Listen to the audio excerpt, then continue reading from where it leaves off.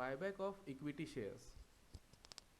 When a shareholder returns his shares to the company and gets the price of the share back from the company, it is buyback of equity shares.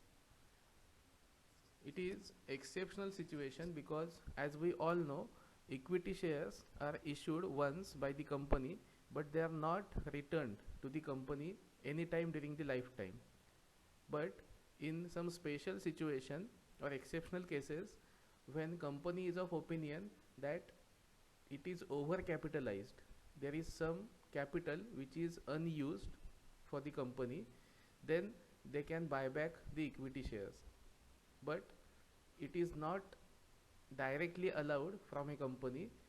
There should be permission from SEBI in order to reduce the capital, because after buyback there is decrease in number of shares of the company.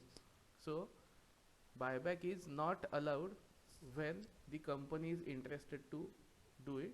It should be permitted by the SEBI.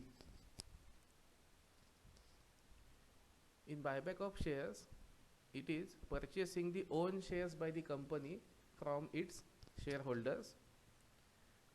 After buyback, these shares are cancelled. So the company cannot buy back the shares for the purpose of reissue to any other person. It will be considered as a malpractice. So when the shares are bought back, they should be cancelled by the company. Company can purchase its debentures from open market as their own investment. They are called as own debentures. But this situation cannot be used at the time of equity shares. Company cannot use equity shares as a part of their investment. After purchasing the shares from public, these shares must be cancelled. They cannot be treated as investment. Company should follow the legal provisions for buyback. It is not easily permitted, so legal provisions are must be followed by the company.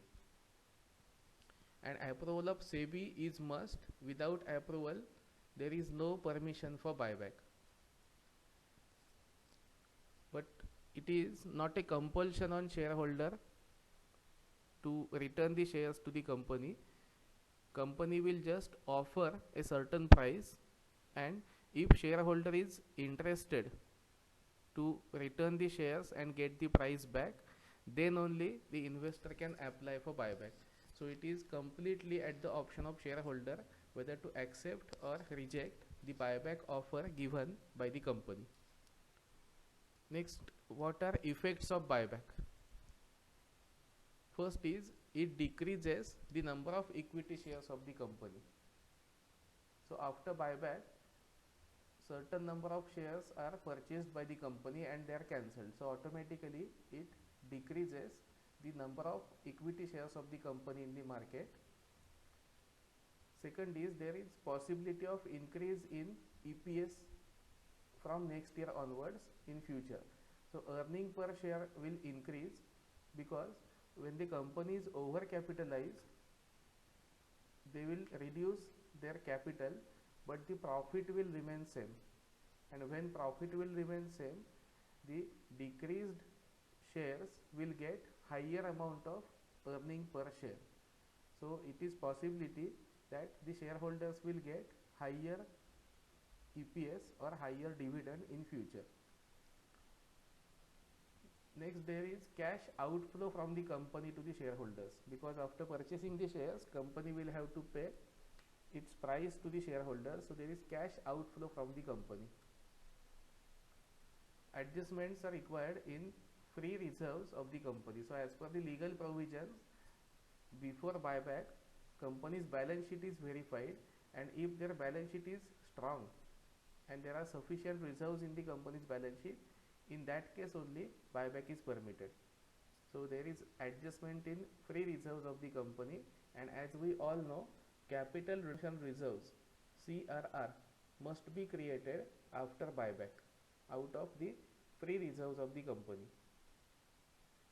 As it is explained, CRR should be created out of free reserves after buyback. Let's see the effect on EPS with one example. Before buyback, a company has equity capital of 10 lakh, face value rupees 10 each. So number of equity shares are 1 lakh. 10 lakh divided by 10. Existing profit available is 2 lakh. So EPS will be rupees 2 per share. Calculation is profit available upon number of equity shares. So 2 lakh divided by 1 lakh.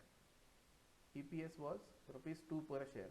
So in current situation, shareholders are in a position to get maximum dividend of rupees 2 per share. But if company has decided to buy back its shares and has completed all the legal procedures and has completed its buyback, after buyback their capital will be 8 lakh. This is example only. Actual buyback can be of 1 lakh, it can be of 2 lakh, or it can be of 2 lakh 50,000.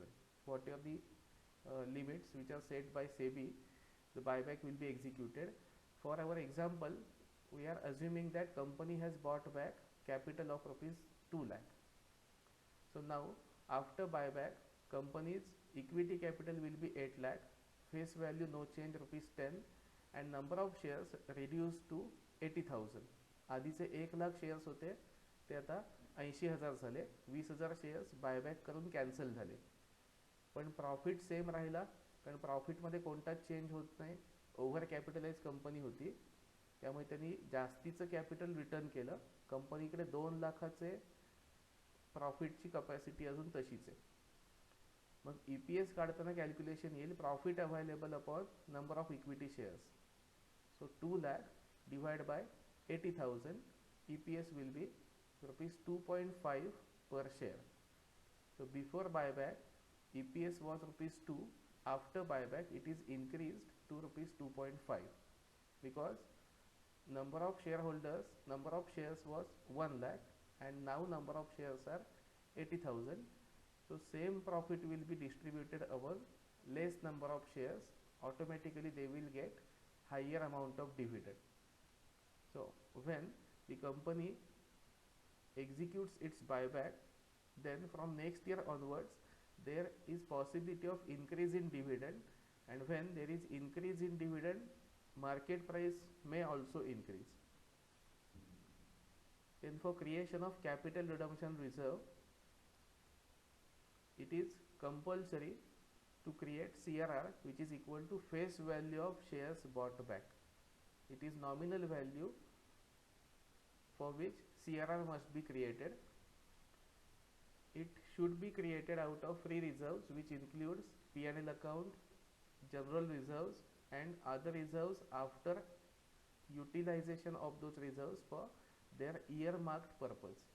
म्हणजे सामान्यतः आपल्याला P&L account आणि general reserves वापरता येतातच. या व्यतिरिक्त securities premium सुद्धा वापरता येतो, आणि बाकीच्या रिझर्व्स पैकी ती ज्या कारणासाठी क्रिएट झालेली आहेत त्याची प्रोव्हिजन बाजूला केली की इतर सगळं अमाऊंट हे फ्री रिझर्व म्हणून युटिलाइज करता येऊ शकते. फ्री रिझर्व्स कोणती कोणती आहेत ते इथे दिलंय. नॉर्मली ही रिझर्व्स जी इथे लिस्टमध्ये दिली ती फ्री रिझर्व म्हणून घेता येऊ शकतात. General reserves, profit and loss account, securities premium आणि revenue reserves. In addition to this, proceeds of fresh issue can be utilized for buyback of shares. म्हणजेच समजा कंपनीला फ्री रिझर्व्स वापरायची आहेत, पण त्याच वेळेला इक्विटी शेअर्स बायबॅक करून त्यांना काही प्रेफरन्स शेअर्स इश्यू करायचे असतील, तर जेवढ्या अमाऊंटचे प्रेफरन्स शेअर्स त्यांनी इश्यू केलेले असतील तेवढं अमाऊंट CRR क्रिएट करताना ट्रान्सफर करणं आवश्यक नाही. The company need not create CRR which the company has opted for issue the new preference shares. So proceeds of fresh issue can also be utilized for buyback of shares. So CRR will be face value of equity shares to be bought back less proceeds of fresh issue of shares. म्हणजेच नवीन shares जर issue केलेले असतील तर CRR create होताना त्याची face value less होईल आणि balance amount फक्त आपल्याला CRR मध्ये ट्रान्सफर करायचं. ही प्रोव्हिजन प्रॉब्लेम सॉल्व्ह करताना जास्ती क्लिअर होऊ शकेल. For solving the problem, there are certain legal provisions for buyback which must be followed. There are lot of other provisions also, but for accounting purpose, these provisions are most important. First is maximum number of equity shares can be 25% of fully paid up equity shares. एकूण जेवढे कंपनीमध्ये shares असतील equity shares त्यातले जास्तीत जास्ती 25% shares फक्त company buyback करू शकते, त्यापेक्षा जास्ती नाही. पुढचं आहे maximum amount for buyback payment to shareholders can be list of the following. म्हणजे ह्या 3 पैकी जे कमीत कमी अमाऊंट असेल तेवढ्याच अमाऊंटचं बायबॅक कंपनी करू शकते. आता ह्या 3ही कंडिशन्समध्ये आपण हायेस्ट अमाऊंट काढतो आणि 3ही कंडिशन्समधलं हायेस्ट अमाऊंट काढलं की त्या 3 मधलं जे मिनिमम असेल ते फायनल बायबॅक अमाऊंट म्हणून अज्युम करू शकतो. First is 25% of paid up capital plus free reserves. Paid up capital आणि रिझर्व्स याचं जे टोटल अमाऊंट होईल त्याचे 25%.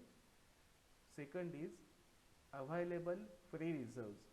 As per the list shown, company has to check the available balance in free reserves. And third is debt equity ratio should not exceed 2:1. So after buyback, the own fund should not be reduced to such an extent that the debt equity ratio will be adverse. म्हणजे कंपनीची कर्ज जास्ती होतील आणि कंपनीची स्वतःची गुंतवणूक कमी होईल असं बायबॅक नंतर होऊन चालत नाही. त्यामुळे स्टँडर्ड डेट इक्विटी रेशो बायबॅकच्या नंतर 2:1 एवढाच असून चालतो. ह्याच्यापेक्षा ॲडव्हर्स म्हणजे 3:1 4:1 असा होऊन चालत नाही. या 3ही प्रोव्हिजन्स पैकी जे कमीत कमी अमाऊंट असेल तेवढ्याचं बायबॅक अलाउड आहे. आणि first condition important, buyback can be of maximum 25% off fully paid up equity shares. त्यामुळे कंपनीकडे कितीही अमाऊंट अवेलेबल असेल तरीही या लिमिटमध्ये बसेल एवढेच शेअर्स आणि एवढीच किंमत कंपनी शेअर होल्डर्सना देऊ शकते. Journal entries. जर्नल एंट्रीज एकूण 7 असू शकतात. ॲडजस्टमेंटवर depend. First entry is for sale of asset or investment at profit or loss. This entry is required when the adjustment regarding sale of asset is given in order to finance the buyback. Otherwise, there is no other effect on calculation regarding buyback provisions. So, first entry is for sale of asset, bank account debit to asset account. Next is for new issue of shares. If the company has issued new preference shares or debentures, second entry is required, bank account debit to preference shares or debentures.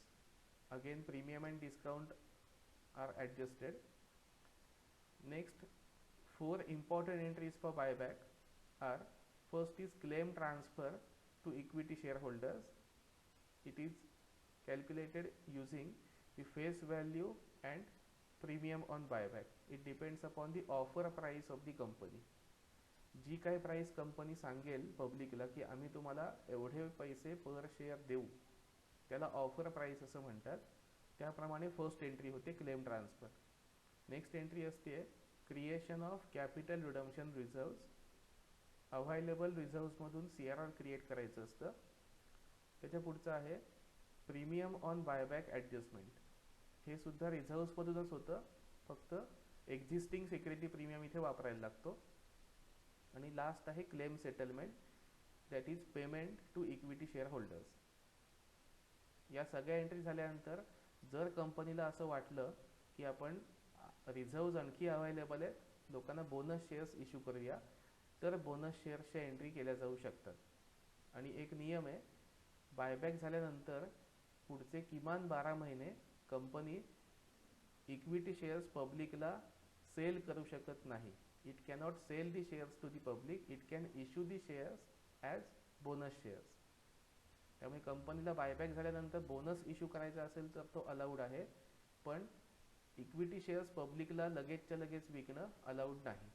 तर एवढ्या 7 entry आपल्याला maximum कराव्या लागतात आणि त्यानंतर बायबॅकच्या adjustment झाल्यानंतरची एक balance sheet काढावी लागते.